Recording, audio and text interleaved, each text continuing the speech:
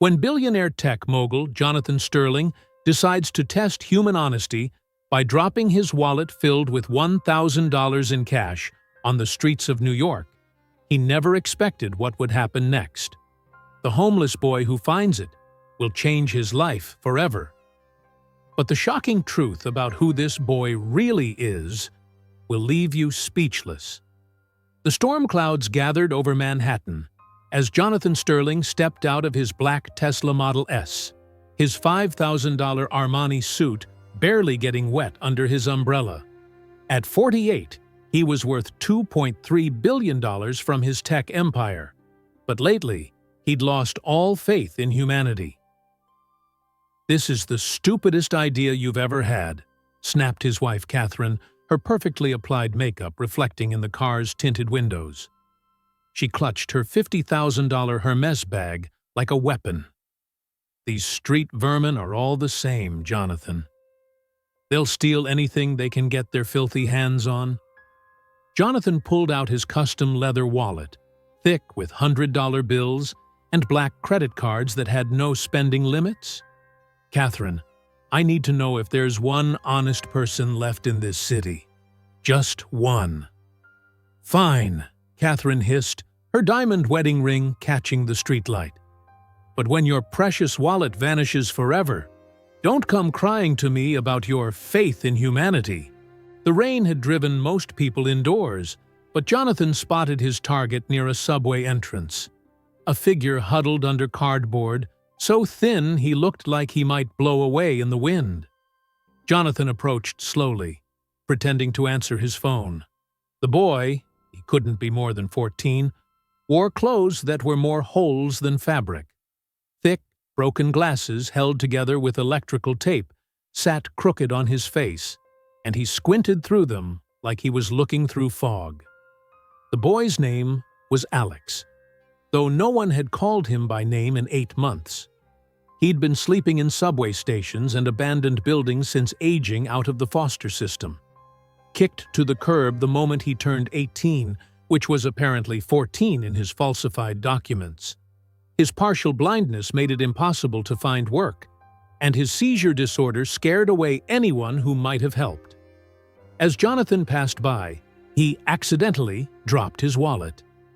It landed with a heavy thud on the wet concrete, but Jonathan kept walking, disappearing around the corner, while his heart hammered against his ribs.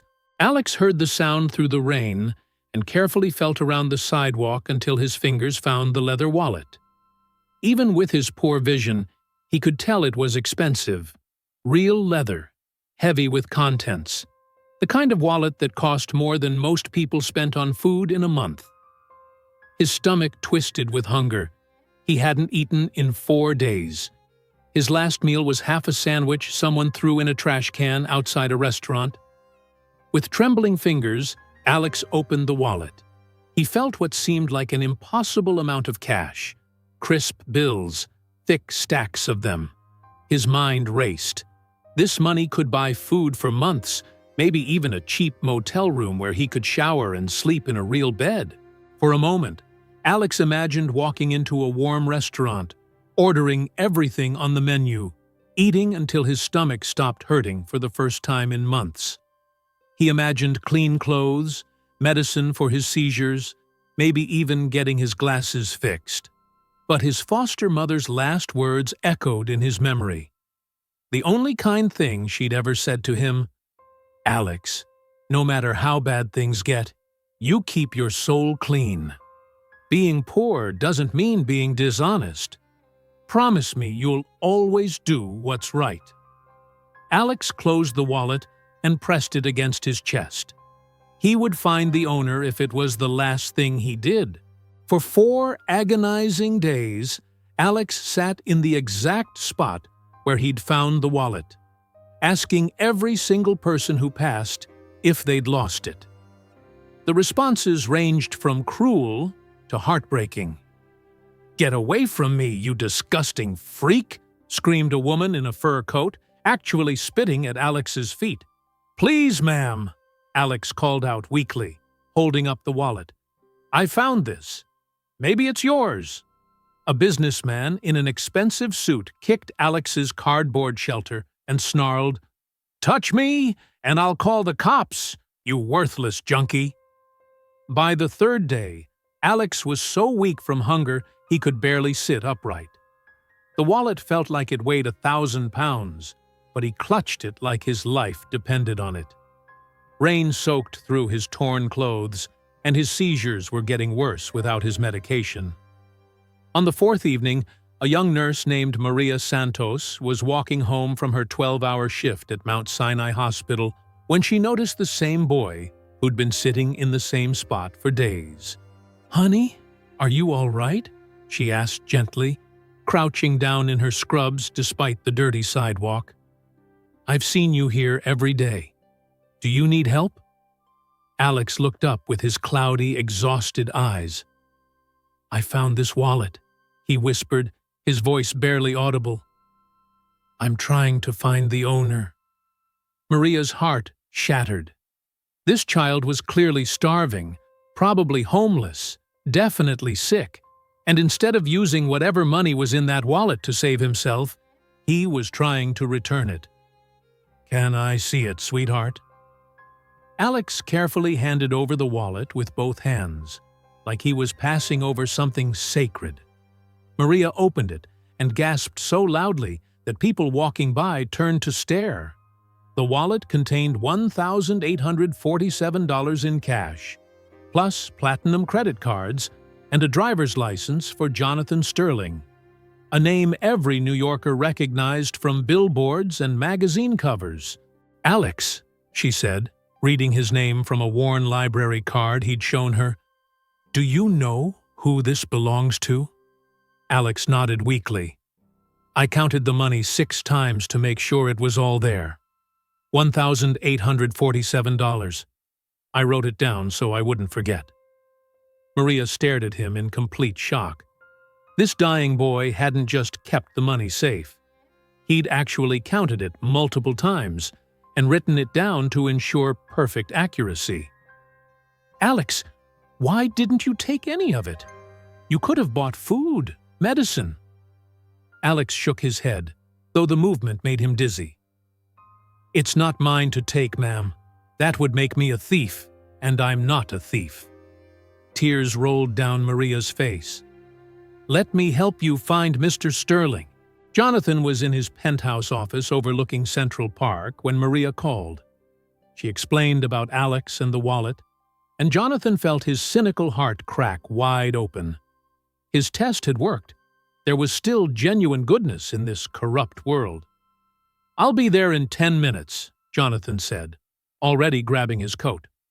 When Jonathan arrived in his chauffeured car, he found Alex still sitting on that piece of wet cardboard, holding the wallet like he was guarding the crown jewels. The boy looked like a ghost, pale, thin, shaking from cold and hunger, but his posture showed incredible dignity. "You must be Alex," Jonathan said softly, kneeling down on the filthy sidewalk in his expensive suit. Alex's face transformed with the most radiant smile Jonathan had ever seen. "Mr. Sterling? Is this your wallet, sir?" "Yes, son. It is." Alex held out the wallet with both trembling hands. "I counted the money 7 times to make sure it was exactly right. $1,847, plus all your cards and identification. I wrote it down right here." He showed Jonathan a piece of cardboard where he'd carefully written the amount in shaky handwriting. Jonathan was speechless. This dying child hadn't just protected his money, he'd treated it like a sacred trust, counting it repeatedly and documenting everything to ensure complete accuracy. "Alex," Jonathan said, his voice thick with emotion, "why didn't you take any of the money? You're clearly hungry." Alex's smile faded slightly. "Because it's not mine, sir. My foster mom used to say that being poor is not an excuse for being dishonest. If I took your money, I'd be a thief, and I'd rather starve than be a thief." Jonathan felt tears streaming down his face. "Where are your parents, Alex?" Dead, sir. Car accident when I was 6. After that, I went through 12 different foster homes. Most of them just wanted the government checks. When I aged out at 18, they put me on the street. Alex paused. Well, I'm actually only 14, but my papers got mixed up somewhere, and nobody cared enough to fix them. Jonathan's world stopped spinning. A 14-year-old child with vision problems and seizures had been abandoned on the streets like garbage. Where do you sleep, Alex? Subway stations mostly, sir. Sometimes I find an unlocked building when it's really cold. I try to stay where the police won't bother me. Jonathan made a decision that would change 3 lives forever. Alex, would you like to come have dinner with my wife and me? You've shown more character than anyone I've ever met, and I'd like to thank you properly. Alex's eyes filled with hope and disbelief. You'd want me in your house, sir? More than anything, son. Just don't touch anything, she said coldly, but less venomously than before. At dinner in their grand dining room with crystal chandeliers and gold-plated everything, Alex was almost afraid to move. He ate slowly, carefully, like each bite was a gift he didn't deserve. Alex, Jonathan said, tell us about your dreams. What do you want to do with your life? Alex's whole face lit up despite his exhaustion. I want to be a pediatric doctor, sir. I want to help kids who are sick and scared and have nobody to care about them like I was. Catherine found herself listening despite trying not to care. This wasn't what she had expected at all. But don't you need good vision to be a doctor? She asked, her voice slightly less hostile. Maybe traditional medicine would be hard, Alex admitted, but there are different kinds of healing. My foster mom, the good one, she used to say that sometimes the most important medicine is just having someone who cares about whether you live or die. Catherine felt something twist painfully in her chest, an emotion she hadn't felt in 15 years. Alex, she heard herself asking, how old did you say you were exactly? 14, ma'am, but my paperwork says 18 because of some mix-up in the system. I'll be 15 in 6 weeks. Catherine's wine glass slipped from her numb fingers and shattered on the floor. 15 years ago, she and Jonathan had made a decision that haunted them both. That night, after Alex had collapsed from exhaustion in their guest bedroom, the first real bed he'd slept in for 8 months, Catherine couldn't stop pacing their master suite. Jonathan, she whispered frantically, Alex looks exactly like... I know, Jonathan said quietly. I've been thinking the same thing since I first saw him. 15 years earlier, Catherine and Jonathan had a perfect baby boy named Michael. But when doctors discovered that baby Michael had a rare genetic condition that would cause progressive vision loss and epilepsy, Catherine went into complete denial. I will not ruin my life taking care of a defective child, she had said with ice-cold calculation. I married you for a life of luxury and success, not to be a nursemaid to some blind, brain-damaged freak. Jonathan had fought her desperately, but Catherine was ruthless. She convinced him that giving the baby up for adoption was the merciful thing to do, telling everyone that the child had died shortly after birth. They had arranged the adoption through a private agency, never knowing what happened to their son. It was the most shameful thing Jonathan had ever done, and the guilt had poisoned every day of his life since. Catherine, Jonathan said carefully, what if Alex is... Don't you dare say it, Catherine whispered, but her voice was shaking. It's impossible. It's just a coincidence. But the next morning, Catherine found herself studying Alex with new eyes as he ate breakfast. His smile, the shape of his ears, the way he tilted his head when concentrating. It was all achingly familiar. "Alex," she said suddenly, "what's your full name?" "Alexander James Morgan, ma'am. At least, that's what the adoption agency called me. I don't know my original name." Catherine's blood turned to ice. Morgan was the name of the agency they had used.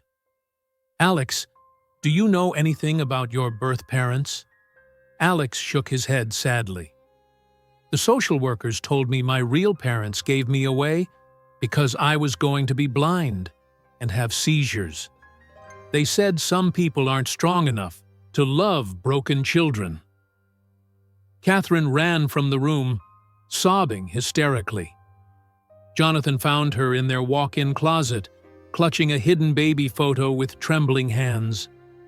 "Look at this picture of Michael and look at Alex," she choked out. "Same nose, same chin, same everything." Jonathan looked at the photo and felt reality collapse around him. The resemblance was unmistakable. Jonathan called their family Dr.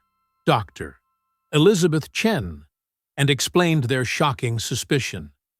"Jonathan, if you really believe this boy could be your biological son, we can absolutely do a DNA test," Dr. Chen said.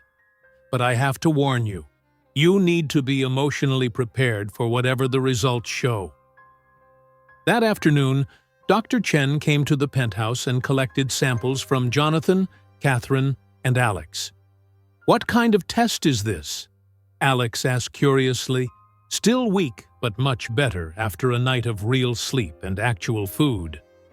"Just making sure you're healthy, son," Jonathan said gently, not wanting to raise hopes or cause pain until they knew for certain. For 6 agonizing days, the penthouse was filled with unbearable tension. Catherine watched Alex obsessively, cataloging every similarity. The way he laughed, his stubborn determination when he believed in something, even his habit of drumming his fingers when thinking. Everything reminded her of the baby she had abandoned. Alex sensed the strange atmosphere, but didn't understand it. "Mr. and Mrs. Sterling, did I do something wrong? You both seem really worried about something." "No, Alex," Jonathan said softly. "You've done everything perfectly. We're just waiting for some very important news." On the 6th day, Dr. Chen called. "Jonathan, you need to be sitting down for this. The DNA results are absolutely conclusive. Alex is definitely your biological son. There is 0 doubt whatsoever." Jonathan dropped the phone and collapsed into his chair like he'd been shot. Catherine screamed and began sobbing so violently she couldn't breathe. Alex heard the commotion and came running, his heart pounding with panic. "What happened? Is someone dying?" Through his tears, Jonathan pulled Alex into the most desperate hug of his life. "Alex, Michael, son, you're home. Dear God, you're finally home." Jonathan and Catherine sat Alex down in their living room and told him everything. About being his birth parents, about the adoption, about their unforgivable decision 15 years ago. Alex was quiet for what felt like hours. When he finally spoke, his voice was barely a whisper, filled with pain so deep it was almost unbearable to hear. "You gave me away because I was going to be blind and have seizures?" Catherine fell to her knees in front of Alex, tears streaming down her face like a broken dam. "Alex, Michael, we were terrified cowards. I thought I couldn't handle having a child with disabilities. It was the most evil, selfish thing anyone has ever done. I have hated myself every single day for 15 years. "But you threw me away," Alex said, his voice cracking with anguish. "Like I was garbage, like I wasn't worth loving. And when foster family after foster family threw me away too, I started believing maybe I really wasn't worth loving." Jonathan felt like his soul was being ripped apart. "Son, you are worth everything. We were wrong. So catastrophically wrong. You are perfect exactly as you are. We should have loved you fiercely no matter what. Can you ever find it in your heart to forgive us?" Alex stared at them for an eternity. Finally, he spoke in the smallest voice imaginable. "I used to have dreams about finding my real parents. Sometimes I imagined yelling at you, making you feel as worthless as I felt. Sometimes I imagined you begging me to forgive you." He paused, wiping tears from his eyes. "But now, seeing how much you're hurting, I think maybe we all deserve a second chance, even people who make terrible mistakes." Catherine sobbed like her heart was breaking. "Alex, will you let us be your parents again? Will you let us love you the way we should have from the very first moment you were born?" Alex was quiet for a long time, thinking about all the cold nights, the hunger, the loneliness, the people who treated him like he was nothing. But he also thought about his foster mother's words about forgiveness and second chances. "Yes," he whispered, "I want that more than anything." Not everyone was celebrating Alex's miraculous reunion with his family. Dr. Richard Hamilton, the director of the state psychiatric facility where Alex had been briefly committed during a particularly bad seizure episode, was absolutely furious when he heard the news. Dr. Hamilton was a sadistic man who had been conducting illegal medical experiments on vulnerable patients for over a decade. He had been planning to have Alex declared mentally incompetent due to his disabilities, so he could use him as a test subject for experimental seizure medications, drugs that paid him millions under the table from pharmaceutical companies. "This is completely unacceptable," he told his corrupt assistant, Dr. Sarah Vance. "That boy represents years of valuable research data. I won't lose my most perfect test subject to some rich couple's guilt complex." "But, Dr. Hamilton," Dr. Vance said nervously, "if he's really their biological son—" "I don't care if he's the president's son," Dr. Hamilton snarled. "That boy has been my patient. He's clearly mentally deficient due to his brain damage, and he needs intensive psychiatric care under my supervision." Dr. Hamilton began making phone calls to corrupt city officials he'd bribed over the years, spinning elaborate lies about Jonathan and Catherine. "These people abandoned this severely disabled boy once before," he told anyone who would listen. "They're obviously just using him for positive publicity now. Alex is mentally incompetent and needs professional medical supervision in a controlled environment, specifically my facility." He filed emergency legal papers claiming that Alex was a danger to himself and others due to his seizure disorder and supposed mental deficiency, demanding that he be immediately committed to Hamilton's psychiatric hospital, where he would disappear forever into Hamilton's experimental program. A cold-faced social worker named Mrs. Janet Pierce came to the Sterling penthouse to investigate Dr. Hamilton's claims. She had been taking bribes from Hamilton for years and was determined to deliver Alex to him. "Mr. and Mrs. Sterling," she said with fake authority, "there have been extremely serious allegations made about your fitness to care for Alex. Dr. Hamilton, a respected psychiatrist, claims you're exploiting a mentally disabled minor for personal gain, and that he requires immediate psychiatric hospitalization." Jonathan was livid. "This is insane. Alex is brilliant, one of the smartest kids I've ever met. He's not mentally disabled, and he definitely doesn't need to be locked up in some psychiatric prison." Mrs. Pierce spent 3 hours interviewing Alex privately, clearly trying to manipulate him into saying things that would support Hamilton's case. "Alex, do you ever have thoughts of hurting yourself or others?" she asked with fake concern. "No, ma'am," Alex said firmly. "I would never hurt anyone." "And do you sometimes feel confused or unable to make good decisions because of your seizures?" Alex looked at her with his clear, intelligent eyes. "Ma'am, my seizures don't affect my mind. I know exactly what's happening, and I can make my own decisions just fine." "Doctor, Hamilton is very concerned about you, Alex. He thinks you need special medical care in his hospital." Alex's face filled with terror. "Please don't send me back to that place, ma'am. Dr. Hamilton isn't trying to help me. He hurts people. I saw things there. Terrible things. He does experiments on patients who can't fight back." Mrs. Pierce made fake notes, but she had already decided to recommend Alex's immediate commitment to Hamilton's facility. Fortunately, Mrs. Pierce's corruption didn't go unnoticed. FBI agent Lisa Rodriguez had been investigating Dr. Hamilton's facility for months based on reports from former employees about illegal medical experiments and patient abuse. When Agent Rodriguez learned about Alex's case, she decided to investigate Hamilton's claims more thoroughly. What she discovered was absolutely horrifying. Dr. Hamilton had been conducting unauthorized drug trials on mentally disabled patients for over 15 years, often causing permanent brain damage or death. Patients who complained or tried to expose him simply disappeared, transferred to other facilities that didn't exist, or declared dead from complications. Agent Rodriguez obtained warrants to search Hamilton's facility and personal records.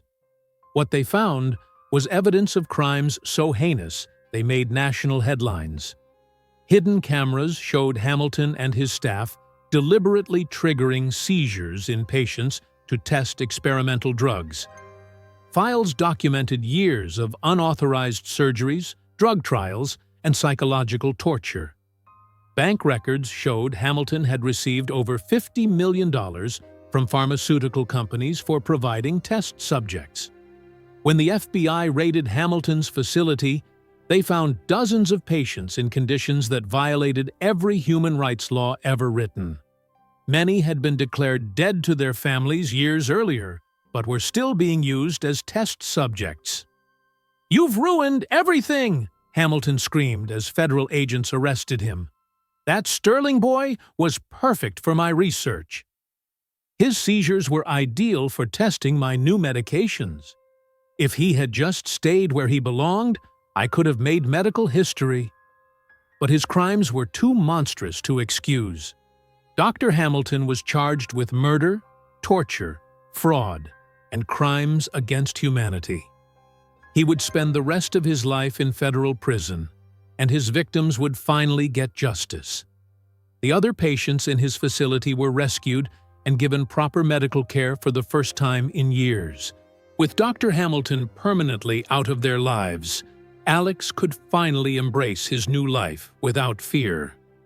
Jonathan and Catherine took him to the world's leading neurological specialists at Johns Hopkins Hospital. Dr. Maria Santos, not the nurse who had helped him, but the country's top pediatric neurologist, examined Alex thoroughly. The excellent news is that with advanced microsurgery and cutting-edge treatment, we can reduce Alex's seizures by about 90% and improve his vision significantly, Dr. Santos explained. "The procedures are complex, but I'm confident we can give him a much better quality of life." Alex was both excited and terrified about the surgeries. "Will it change who I am?" "It will make you healthier and more comfortable," Dr. Santos assured him. "But you'll still be the same amazing person you've always been." The surgeries were successful beyond everyone's wildest hopes. When Alex's bandages were removed 2 weeks later, he gasped in wonder. "I can see details in your faces," he said in amazement, looking at Jonathan and Catherine with his new prescription glasses.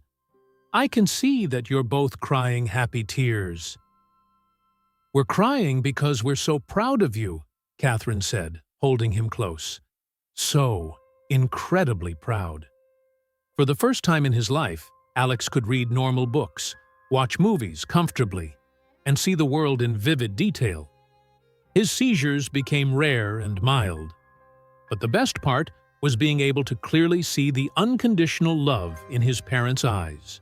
Jonathan and Catherine enrolled Alex at Sterling Academy, the most prestigious private school in Manhattan, coincidentally named for Jonathan's family, who had founded it generations earlier.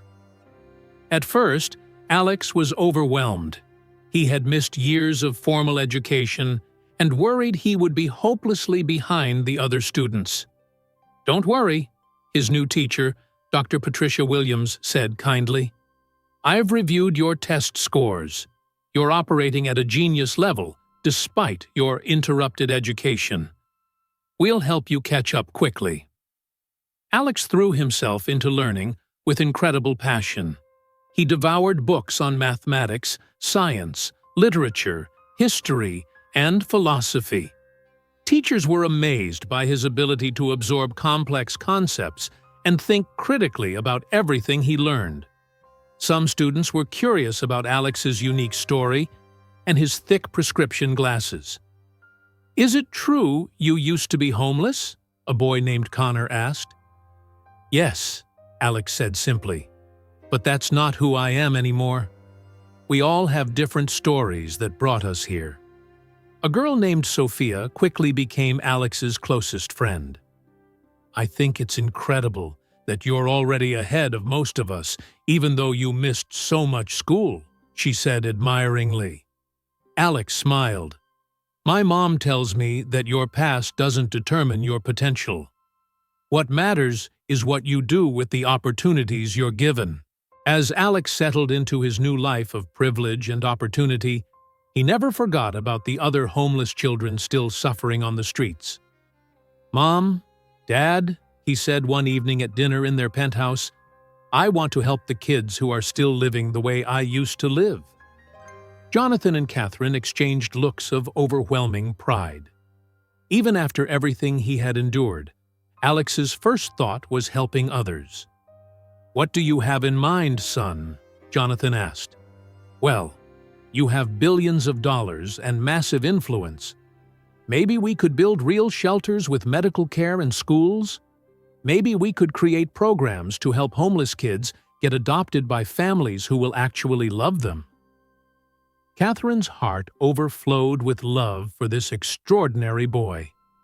"That's the most beautiful idea I've ever heard. Let's do it on a scale that will change everything." The Sterling Foundation became the largest charitable organization in American history, dedicated to helping homeless and disabled children. They built state-of-the-art facilities in every major city, providing not just shelter, but comprehensive medical care, education, and family placement services. Alex became the foundation's spokesperson, sharing his story and giving hope to thousands of children who had given up on life. "You are not forgotten," he would tell them. "You are not worthless. You matter more than you can imagine, and your life can become more beautiful than you ever dreamed." The foundation's impact was so profound that homelessness among disabled children dropped by 80% within 3 years. 3 years had passed since Alex found the wallet that changed everything forever.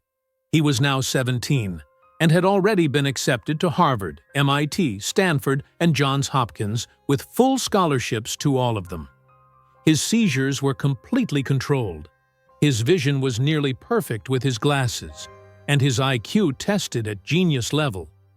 Most importantly, he was surrounded by infinite love. Catherine had transformed completely from the shallow, cruel woman she had been before. She now dedicated her entire life to helping vulnerable children and had become one of the most respected advocates for disability rights in the world. Alex taught me that a person's value has nothing to do with their abilities or disabilities, she often said in her speeches. It has everything to do with the love and goodness in their heart. Jonathan expanded his business empire specifically to fund their charitable work. He created job training programs for disabled adults, scholarship funds for kids from difficult backgrounds, and research centers dedicated to treating childhood neurological conditions. On the 3rd anniversary of finding the wallet, the Sterling family returned to that subway entrance, where it all began. "You know what, Dad?" Alex said, looking at Jonathan with his clear, brilliant eyes. "I'm grateful you dropped that wallet." Jonathan hugged his son tightly, tears of joy streaming down his face. "Me too, Alex. Me too."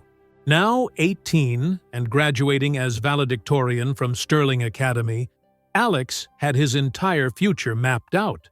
And it was extraordinary.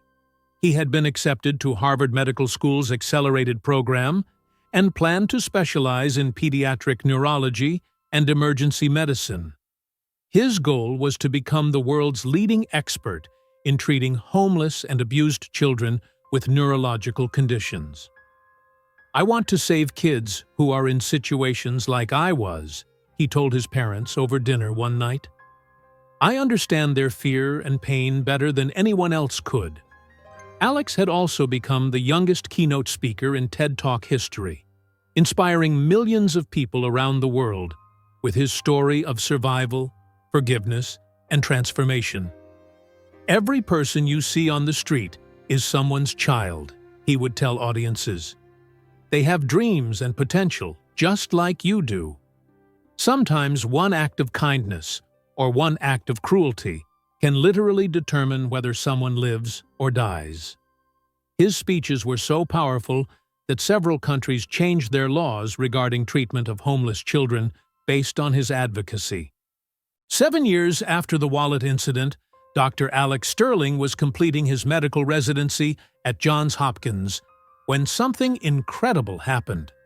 He was leaving the hospital after a 36-hour shift when he noticed a little girl, about 5 years old, crying alone in the parking garage. "Sweetheart, are you okay?" Alex asked gently, kneeling down to her level just like his father had knelt down to him years before. "I can't find my mommy," the little girl sobbed. "She was right here and now she's gone." Alex smiled warmly. "What's your name, honey?" "Emma," she sniffled. "Well, Emma, I'm Dr. Alex, and I'm going to help you find your mommy. Can you tell me what she looks like?" Alex spent 2 hours walking through the hospital and parking areas with Emma, asking everyone if they had seen her mother. Finally, they found a frantic woman calling Emma's name near the emergency room. "Emma! Oh my God! Emma!" The woman ran to them and scooped up her daughter. "This nice doctor helped me find you, Mommy," Emma said. The mother, whose name was Dr. Jennifer Martinez, tried to give Alex money as a reward. "Please, let me give you something for helping my daughter. I'm a surgeon. I know how valuable your time is." Alex smiled and shook his head, exactly the way he had shaken his head when Jonathan tried to reward him years before. "No thank you, ma'am. I don't need a reward for doing what's right." As Alex walked to his car that evening, he thought about that stormy day 8 years ago when he found Jonathan's wallet. He realized that the real test hadn't been whether he would return the money. The real test was whether he would let his traumatic experiences make him bitter and selfish, or whether he would use them to become more compassionate and helpful to others. Alex had passed that test every single day since. Not just once, but thousands of times. He had learned that true wealth isn't measured in money or possessions. It's measured in the love you give, the lives you save, and the hope you create for people who have lost everything. And by that measure, Dr. Alex Sterling, the boy who once had absolutely nothing, had become the richest person who ever lived. This story proves that honesty and kindness can literally save lives and change the world. Sometimes the people society throws away have the biggest hearts, and sometimes losing everything is just the beginning of finding your true purpose. What would you have done if you found that wallet? Tell me in the comments. I read every single one. And if this story moved you, please share it with someone who needs to remember that miracles are real and second chances exist. Smash that like button if you believe in the power of human goodness. Subscribe for more incredible true stories that will restore your faith in humanity. And hit the bell so you never miss a story that could change your perspective on life. Your support means everything. Together, we can spread more love and hope in this world. Om Om.